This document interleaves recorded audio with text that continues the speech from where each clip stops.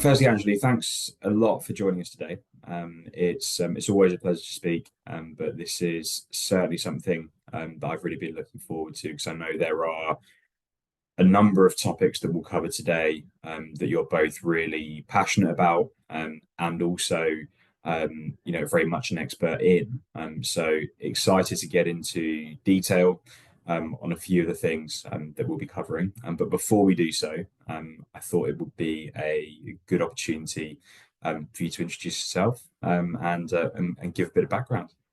Sure, and nice to be here, Tom. So for all the listeners, I'm Angeley Mullins. I'm the Chief Commercial Officer at Resourcify. We are a B2B sustainability platform.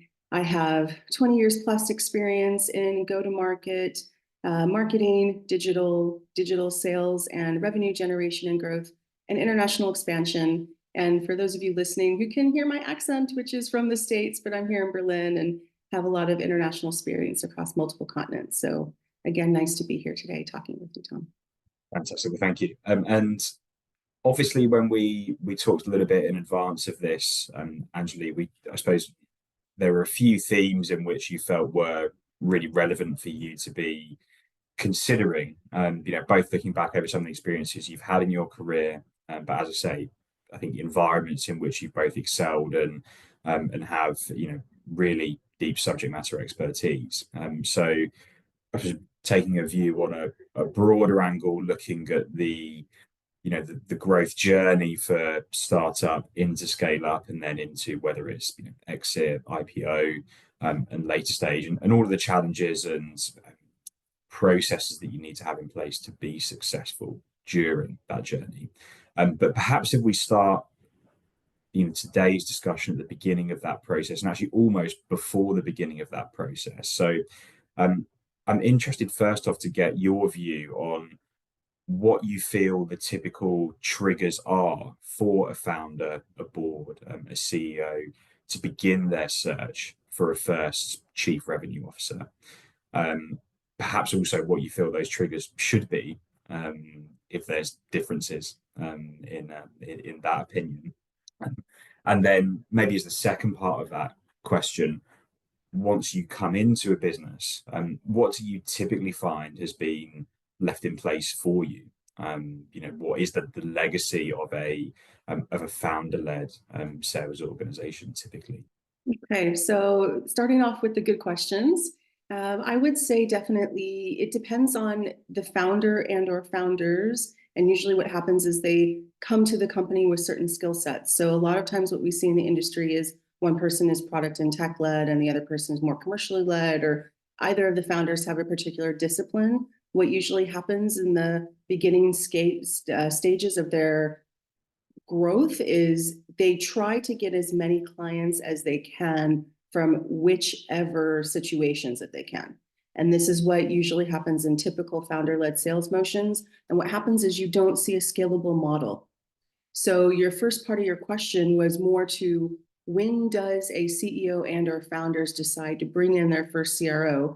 It's when they usually have a really nice, but we call diverse set of clients. And they're looking at their situation. They're saying, we really need to figure out a scalable model because this can't scale. That's one situation. And they want to bring in their first CRO or CCO to help them get what we call the black box and the scalable idea and scale it out. And then the second situation is usually they have way too much to do. And this is usually the situation that I hear about. And then what happens is the founders start looking at what their core skill sets are.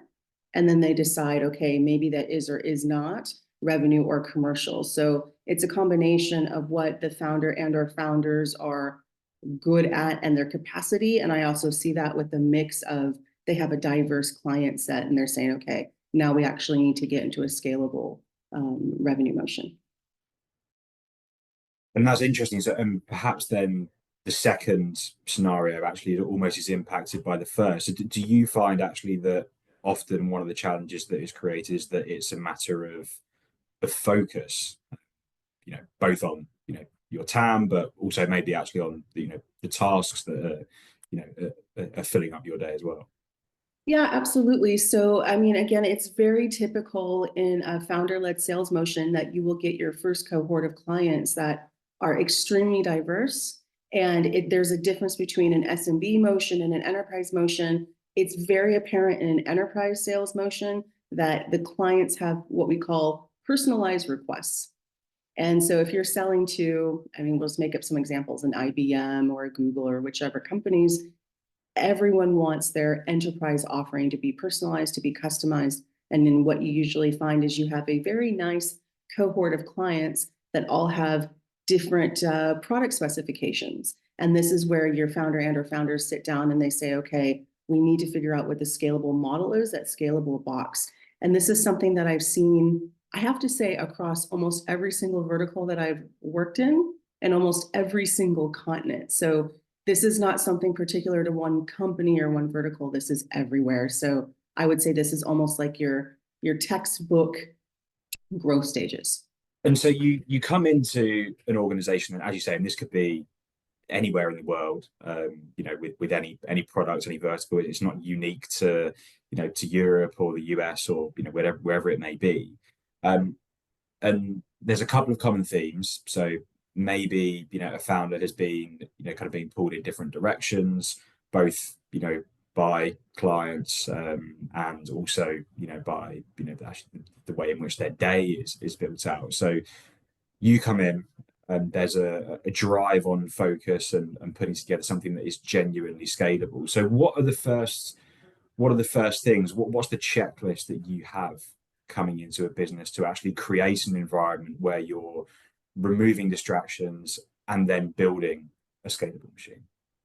So it's really a comprehensive set of factors. So it's not just coming in and looking at the sales motion. It's also looking at the product and how that's set up and how that organization is set up to create the scalable model. And usually you need a really good partnership between your commercial functions and your product functions. You also look at marketing, how things are positioned, and your go-to-market. And then there's this other layer that I think a lot of early stage founders really forget about, and that's the environment within their organization that is set up for people to make sure that they can uplift their ideas, and also voice the challenges. And the reason I bring this up is because in an early stage scaling motion, companies are usually so focused on bringing in ARR that they are forgetting about the fundamental factors that it will take to scale that ARR. And a lot of them focus sometimes just on the functional pieces for the obvious reasons, but then they forget about that, I'll call it company environment, where people that you hire, usually your first hires are some of your most important hires, and making sure that the successes, the challenges, wins, failures, etc., are all brought to the table. And sometimes it can just be overlooked because the company is trying to scale so quickly, or they're trying to get in their first set of clients so that they can get, whether it's seed capital or going to their Series A.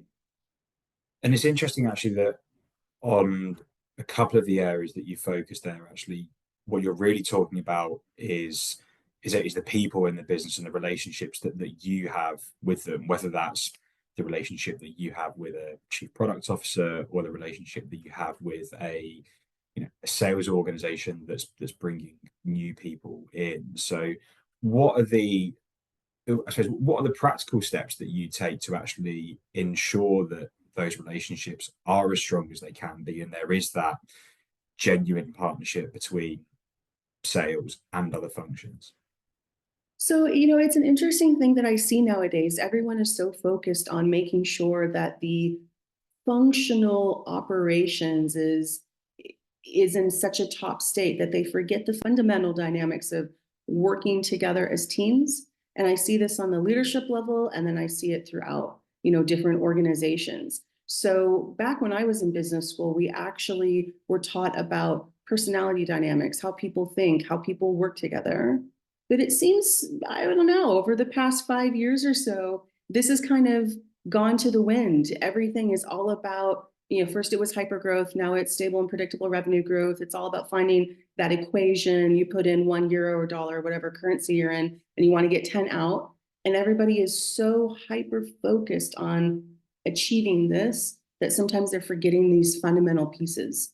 And it's so important. So I would say sit down as a first practical step with your leadership team and also the key point people in your organization. Figure out who they are, figure out what motivates them, figure out what their key, skill sets are, but also figure out, how they approach conflict, how they approach teamwork, the basics of personality dynamics, and really make sure that you have the right complementary set of skill sets and personality dynamics that go together. It's very interesting for me in my experience. I've seen this in big tech, and I've also seen it in scale ups, where sometimes this can make or break your organization. Sometimes this can make or break teams. And especially if you're an early stage founder or founders, you have limited resources to put your first teams together. And everybody focuses on, I need to get the top product manager, the top salesperson, the top, marketing person, which of course is fine. But how you put these teams together and how they function together also is something that needs to be addressed, which I find sometimes is not. And I suppose by actually sitting down and addressing that front up, much earlier on, means that you're then in a significantly stronger position when you've got, 10, 20 million ARR more, and and all of the challenges that come with that, to then maybe find, as you say, that's how you find out how somebody deals with conflict, at that stage, rather than earlier on, where you can actually move and have a bit of a structure in place. Excellent. And so to look then at the next phases, actually, and whether kind of you and we want to separate this into different stages, but I'm interested in your view on, for somebody who has been through different phases of growth, whether it's startup, scale up, whether it's, big tech as well. But what do you see as the key milestones, as you scale, and particularly, what do you feel that you need to be thinking about, to look ahead and plan when you reach those milestones, whether they're revenue, funding, team size, and so on? Sure. So the first stage, and so if you look at a seed company, pre-seed seed, you're really looking at making sure you get your initial funding in place, you have your, pitch, you have your value proposition in place, and you're really making sure that you have the first fundamental team members in place to get you there. As you get into a Series A, it's more about making sure that you have enough of the different stakeholders within the different functions. And this is where this founder-led sales motion starts to take place, where you're getting every and any client that you can, because you usually have your first amounts of seed funding. You want to prove that you can get traction. And so you're just getting everyone. So it's the typical throwing spaghetti at the wall. And a lot of, if you're a CEO or founder listening to this, you're like, oh, I don't do that. Take a look at the cohort of your clients and take a look to see, especially if you are upper mid-market or enterprise, in your ICP and personas, take a look. Were all of these deals sold in the same way? Do they all have basically the same value proposition? Are you servicing or giving them the same type of product? I would say 8 out of 10 founders would probably say no. And I see this over and over and over again. So this really is, it's almost a textbook motion and what happens. And so usually after you get your first 1 to 2.5 million of ARR, then what happens is founders, CEOs sit down and they say, okay, how do we get to 5? How do we get to 10? And then the light bulb moment goes off. And then they're like, okay, we need what we call the scalable box. And so this usually happens around 20 to 30, usually headcount employees. And they say, we need the scalable box. And then they sit down and they look at, again, they look at their TAM, they look at their go-to-market, they look at ICP positioning, and then they start to say, okay, is this right? So it's a very interesting thing that they have it when they start pitching and they get their initial stages of funding and they think that they have pretty much gotten it down. Then once you get between 1.5, 2.5 million ARR, they start to relook at it again. And then I would say between 5 to 10 million ARR, they really are trying to scale it out. And it's almost a textbook path of what you see.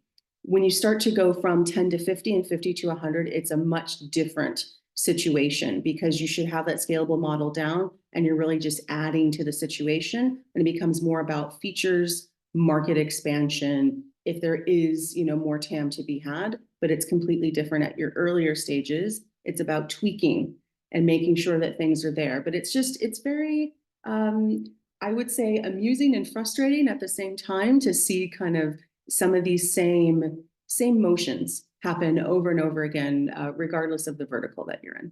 So it seems then that there is a common theme at that point of entry for a chief revenue officer, I suppose, and what's been going on before, kind of going back to that kind of question of focus, and therefore how scalable it can be if, as you say, 8 out of 10 sales processes for even fairly similar clients might look very different. If we look forward though, and think about, particularly as you say, maybe when you're at a point where you're going from 25 to 50 or 50 to 100, and as you say, you're then looking at things like tweaking, like expansion, and selection of the right regions and how to approach that. Are there any common pitfalls that you've seen at that later stage of growth? Absolutely. So one of the major decision points and inflection points I see is every CEO and or founders really decide if they want to be a sales-led organization or a product-led one. And usually they get to the point where they said, okay, how can we get growth? And as a CRO or a CCO coming in, I would say there's a very healthy debate going on depending on the type of product you have and the type of ICP and personas that you have. Are you going to scale via AEs, regional, account managers, a army of SDRs with the outbound motion? Are you going to be more product led? Part of this happens to be determinant on your product, but I would say, especially in Europe, there's still this huge debate, and this usually happens at the 10 to 20 million ARR mark, when you really have to figure out how to have sustainable growth, and it's more difficult at that level of ARR and that level of FTEs in your organization to pivot.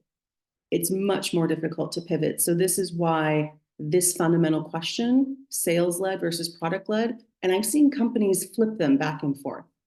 And the flipping usually tends to happen between 5 to 10 million, maybe 15, because companies are really going back and forth and trying to figure out, okay, can we add more product features and maybe be more product-led and maybe be more digitally led?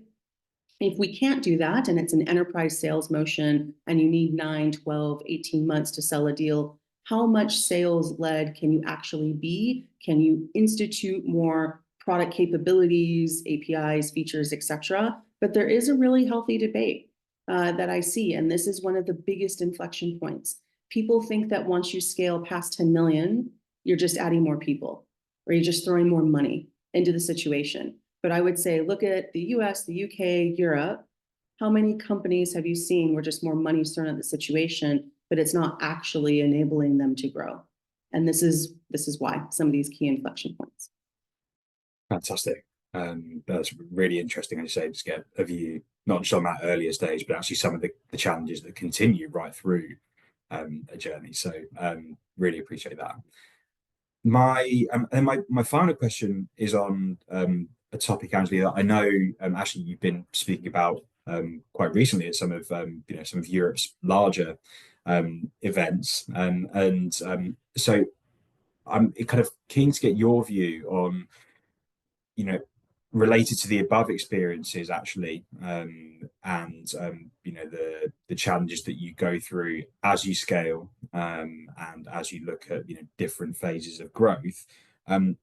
But in your experiences, what have you seen of some of the actual perhaps myths, and actually truths about women in leadership in those situations?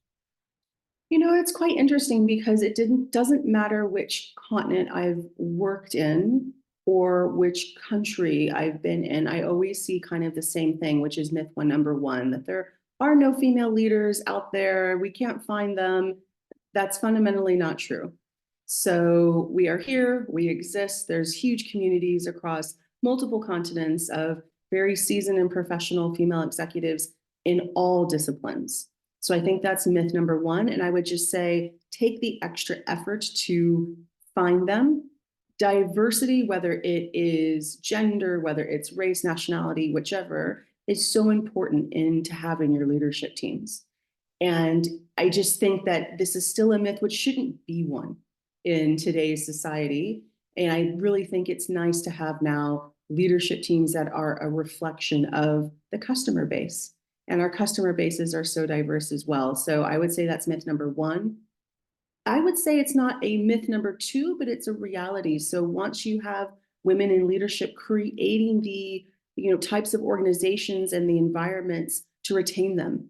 So there's a lot of studies out there that organizations, big or small, are hiring in female leaders, but then not creating the environments to retain them. So this is something that you'll see in a lot of the data.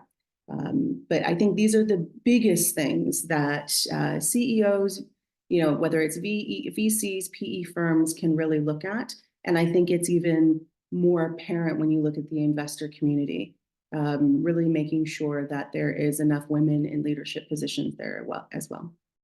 And just on that second point, actually, what do you feel businesses of all sizes can and need to have in place to retain women in leadership and indeed through the business? I would say it just goes to the environment of the organization. So, for example, making sure that there are flexible hours, making sure that everybody has a voice, making sure that what we talked about at the beginning of this podcast, that the organizational dynamics, and I would say this is for both men and women, making sure that you have a very diverse and healthy type of culture, whether it's at the leadership level or throughout the organization. How do personality dynamics fit together? And whether it's a man or a woman, if you have two ultra type A personalities and you stick them together, will that work? Usually we want complementary skill sets. And so all of these things, I think soft skills are just as important as functional skills. And we are not having a balance right now within the tech community. There's an over index on the functional skills. For some roles, super important. But when you start looking at the leadership level, you're going to have enough functional skills at that level. It's also about the complementary skill sets, the personality dynamics. So there's a lot there, but just making sure that you have the right environment for everyone to thrive. Interesting, and that actually goes back to one of the points you made earlier as well about your almost checklist. Coming into a business where actually, as you say, it's not just about what the numbers are saying, what the function is, but actually, how do your team members work? What kind of environment do you want to have so that you are attracting not just great people, but also people who want to stay with the business and succeed in the long term. So interesting for that to kind of come full circle there. And actually, it's been fascinating to hear your thoughts on all of those areas. So thanks so much for taking the time to share your perspectives there. Is there anything else that you'd like to cover or to share with us today? No, I would just say for any founder or CEO that's listening to this, there are these textbook stages that companies go through. It's okay. Everyone goes through them, but just making sure that there's enough awareness. And so I think, listening to podcasts like these, talking to people in the community and talking to a diverse set of people to make sure that you have as many opinions as possible, and also listening to the people that are within your organization, especially if you're at an earlier stage. I mean, they're key and critical. So no, that's it. Thanks for having me, Tom. It's excellent and really nice to be here. Thank you. It's been a pleasure, Angeley.